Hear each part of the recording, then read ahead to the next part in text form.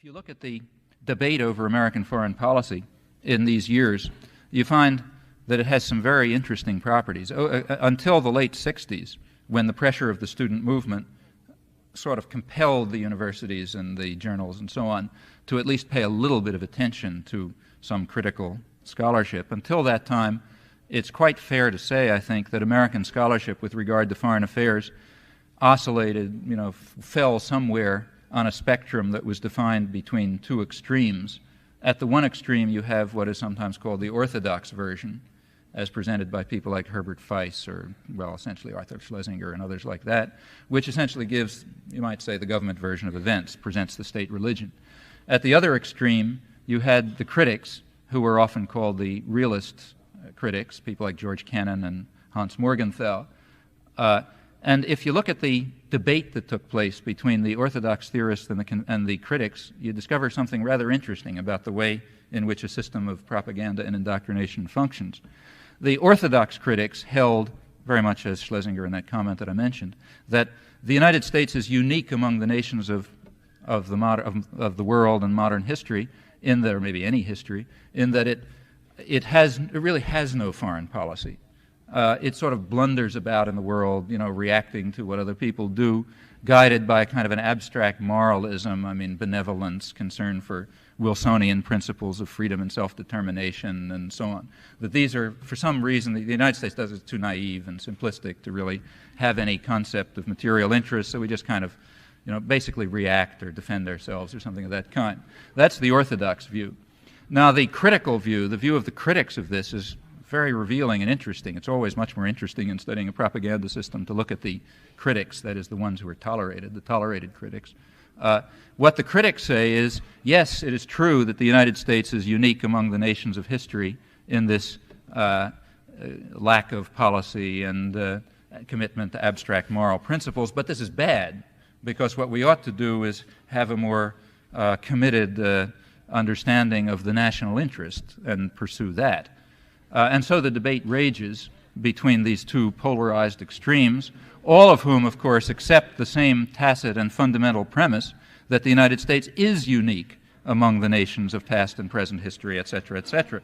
Now, as I said, the work of the realist critics is the work that certainly gives you the deepest insight into how the system functions. And to get an idea, what I'd suggest is, if those are interested, to take a look, for example, at some of the work that was coming out in the early 60s. That's an interesting period, because that's a moment when the intelligentsia got what they thought was their shot at power. Kennedy seemed to be inclined to bring some of the Eastern liberal intellectuals into at least rubbing shoulders with people who made big decisions and so on. And that led to a feeling of euphoria on the campuses and in intellectual circles, and an interesting outpouring of literature, which is worth looking at. And again, I think maybe the most interesting work is, say, perhaps that of Hans Morgenthau, who's a very interesting figure, for one thing because he is a very serious political analyst, and furthermore because only a few years after this, in fact, he was so close to the limits of what is tolerated as, legitimate critical analysis, and therefore he's an interesting figure to look at when you and he's also sort of, the grand figure of American political science and hard-headed political analysis and so on. He has a book that came out, I think in 1961 or 62, about then, called The Purpose of America. And that's very interesting reading. He describes in there what he calls the transcendent purpose of the United States. And he says the United States is different from other countries in that other nations, other states, developed their purpose after they came into existence.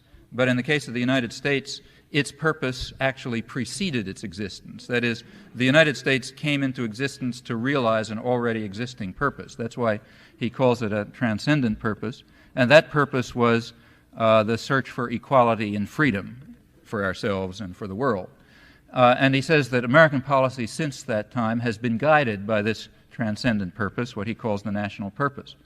Well, he's a historian, and he then goes on to look at the historical record, and he says, you look at the historical record, you find some funny things. Slavery, for instance, for a century, and, degradation of ethnic minorities since. You find intervention in Central America, but he says these were just isolated forays of no significance. And then the intervention in the Philippines, but again, that was just sort of a random event. We forget about that, statistical error and so on.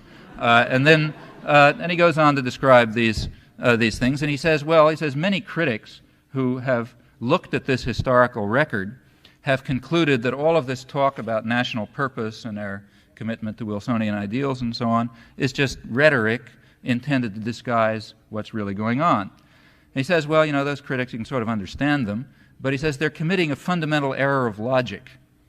And the error of logic is this, I'm quoting, they're confusing reality with the abuse of reality.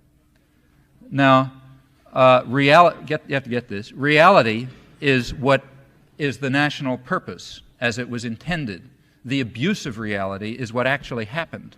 See? And then he says, this is really there. I'm not making it up. If you don't believe me, look at it.